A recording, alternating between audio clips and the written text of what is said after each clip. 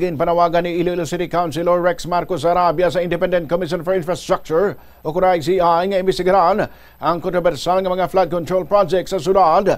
Naging propose ni Congresswoman Julian Jamjam Baronda. Ining nangin kaundan sa nga privilege speech sa 16th regular session sang sangguniang panlungsod sa mga adlaw. Sunod sa iya may alegasyon sang misuse sang kinabanta 1.75 billion pesos nga pondo nga ginpatuman sang Iloilo City District Engineering Office. Apang nagapangayo pa sang dugang ang opisina ni Baronda sang 4.7 billion para sa kaparehong nga proyekto. Pahayag ni Sarabia kinahanglan mangin maidid ang ICI sa pag-imbestigar sa mga proyekto ilabi na sa mga projects ini nga naglabot sa 1.75 billion pesos nga padayon sa gihapon nga nagatuga sang pagbaha. Walang pagaling na human ang katamaan sa mga project sa Subong. Tugang pagkikita, 4.7 billion. I could not help but be candid with my disappointment with the people's meeting, as it seems that it did not even serve the interest of the people, as it had failed to answer the hard-hitting and pressing questions of the people. They only delved into general statements and conjecture. Nabalian si City Councilor Attorney Rex Marcos Arabia sa kaangod nga balita.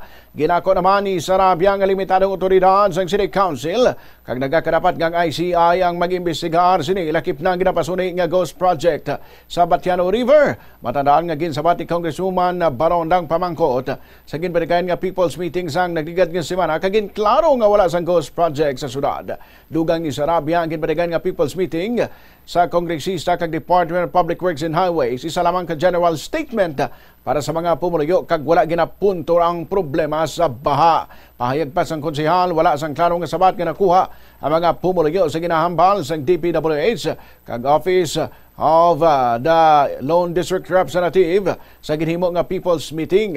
Handa naman si Sarabia nga magpautod sang ulo kung may makita nga nahuman nga proyekto partikular sa Batiano River. Yari pamatian ang dugang nga pahayag ni Attorney Sarabia. Among the many questions left unanswered are as follows. Number 1, wala gidman ayahan ghost project sa syudad sa Iloilo. Take for example, the Batiano River project. Is there anyone in this room who could confidently claim that there was work being done or structures completed along the area?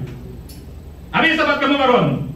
Kaya kung may aragid man, ipautod ko ulo, bangod may punto gidman ang mga alegasyon nga ghost project enough. Ano ang sabat ng DPWH? Ano ila reaksyon?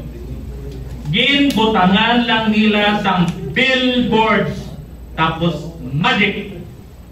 Itik na siya kuno ghost project kay may billboard. Nabalian ang dugang pahayag ni Iloilo City Councilor Rex Marcos Arabia.